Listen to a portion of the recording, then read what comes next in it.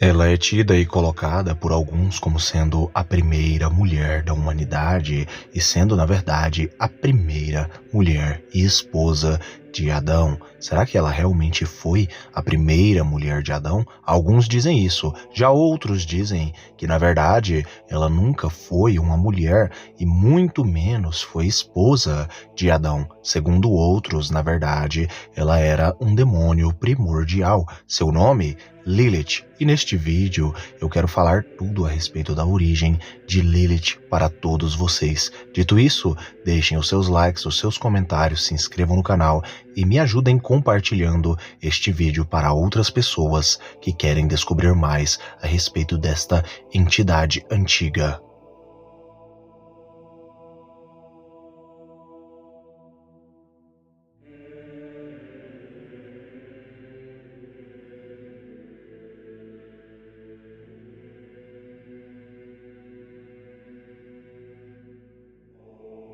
Lilith, Lilitu ou simplesmente Lilis, ela é uma figura feminina na mitologia mesopotâmica antiga e nas crenças judaicas que é colocada por alguns como simplesmente sendo a primeira esposa de Adão e não Eva.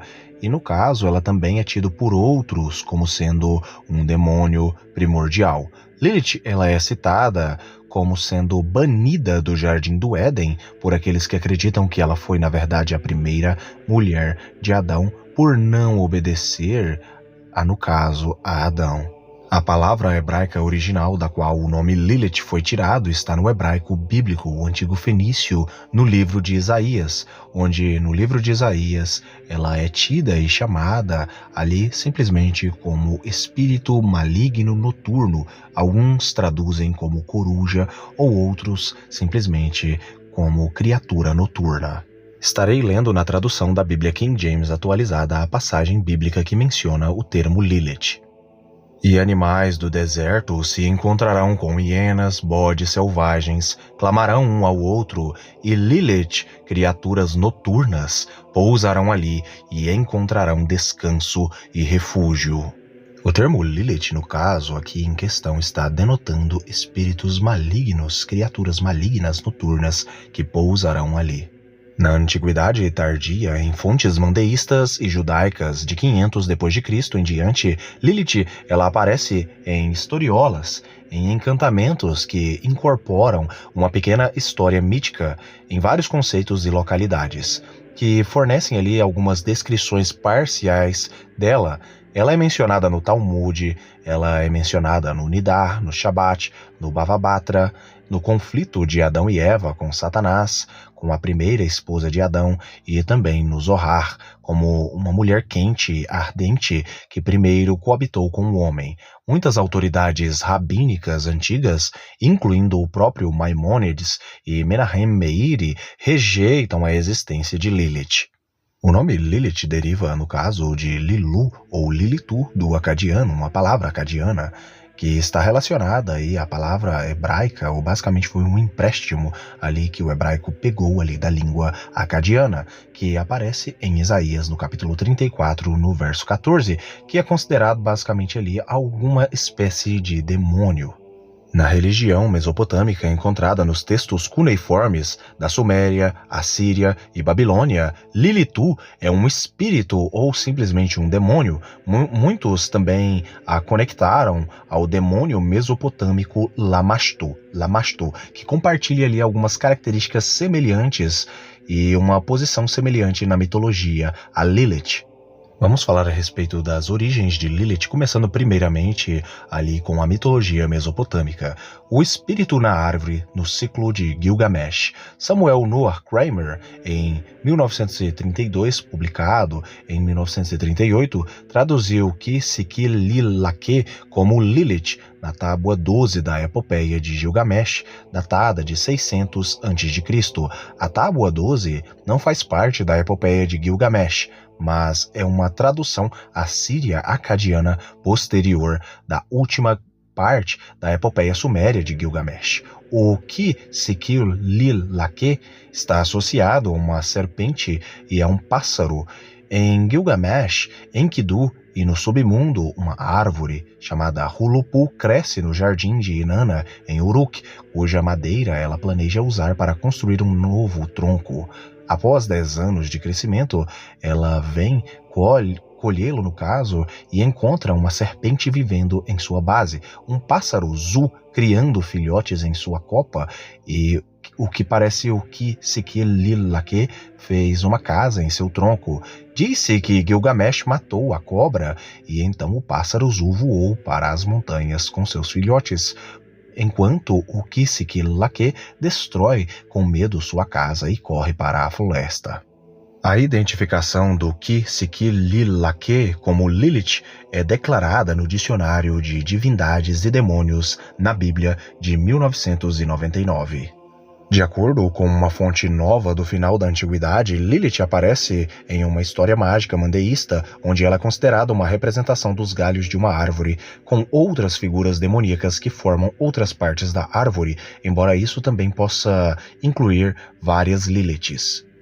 Falando agora a respeito de Lilith nas tradições judaicas, as principais fontes da tradição judaica sobre Lilith, em ordem cronológica, incluem basicamente aí os manuscritos do Mar Morto, canções para um sábio de 40 a 10 a.C., e no caso também a Guemará do Talmud em 500 d.C., nós temos também de 700 a 1000 d.C. o alfabeto de Ben Sira, nós temos aí também em 900 d.C. o Midrash Abkir, nós também temos em 1260 o Tratado sobre a Emanação Esquerda na Espanha, nós temos em o Zohar na Espanha também em 1280.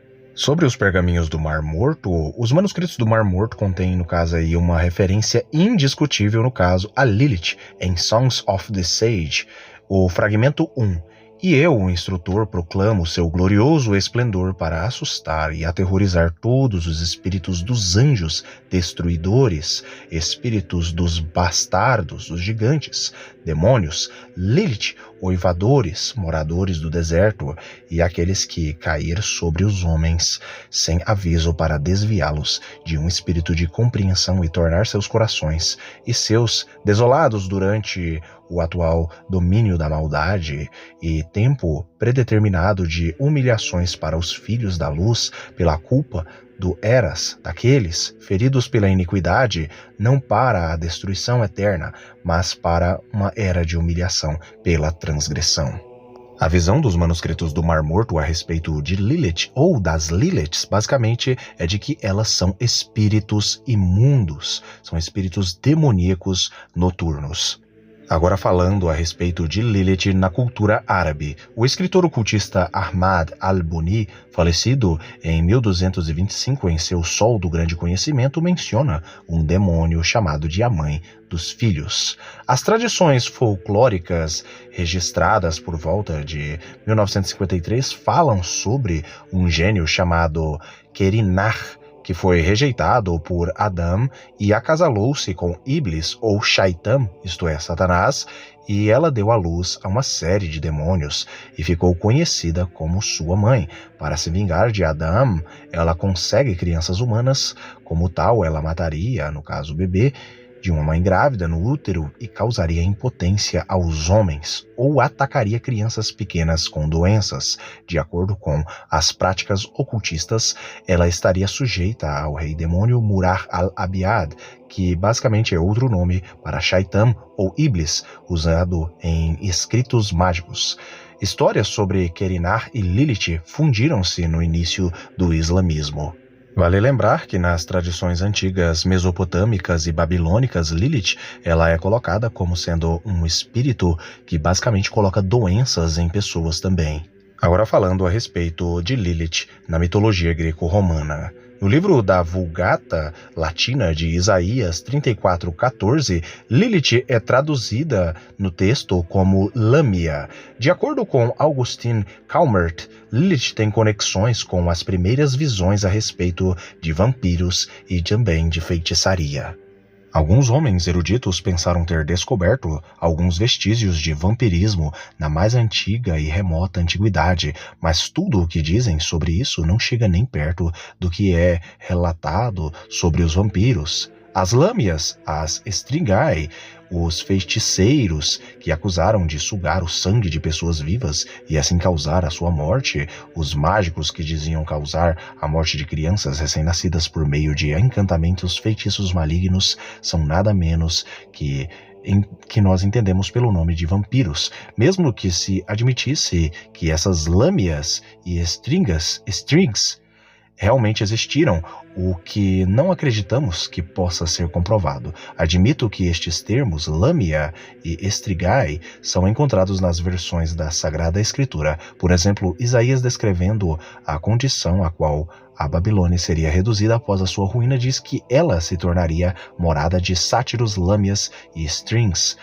No hebraico, no caso, o termo ali é Lilith. Este último termo, segundo os antigos israelitas, significa a mesma coisa, como os gregos expressam por Strix e Lamiai, que são feiticeiros ou mágicos que procuram matar crianças recém-nascidas. Daí vem os judeus, basicamente estão acostumados a escrever nos 4 cantos do quarto de uma mulher recém-nascida: Adão, Eva, saiam daqui, Lilith.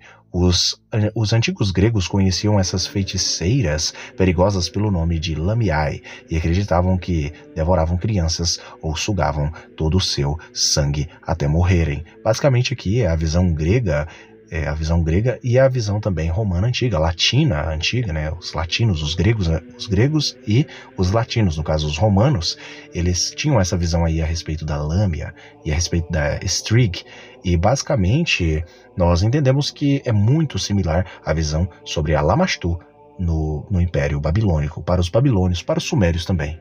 Agora falando a respeito da etimologia de Lilith. Na língua acadiana, da Assíria e da Babilônia, os termos Lili e Lilitu significam espíritos ou demônios. Alguns usos de Lilitu estão listados no dicionário assírio do Instituto Oriental da Universidade de Chicago.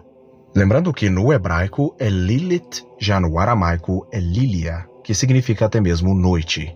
Apenas colocando uma observação, os demônios femininos sumérios Lili não têm relação etimológica com o acadiano Lilu, que significa noite. Archibald Sayce, em 1882, considerou que o hebraico e os termos acadianos anteriores são derivados do proto-semítico. Charles Fossey, em 1902, traduziu literalmente como ser noturno feminino, ou demônio, embora existam inscrições cuneiformes da Mesopotâmia, onde Lilith e Lilitu se referam a espíritos do vento portadores de doenças. Mas agora eu quero saber a opinião de cada um de vocês aqui nos comentários. Lilith foi a primeira mulher de Adão antes de Eva? Lilith era simplesmente um demônio primordial? Qual a visão de vocês a respeito de Lilith? Coloquem aqui nos comentários que eu estarei respondendo vocês logo em seguida. Um abraço, fiquem todos com Elohim e até o próximo vídeo do canal.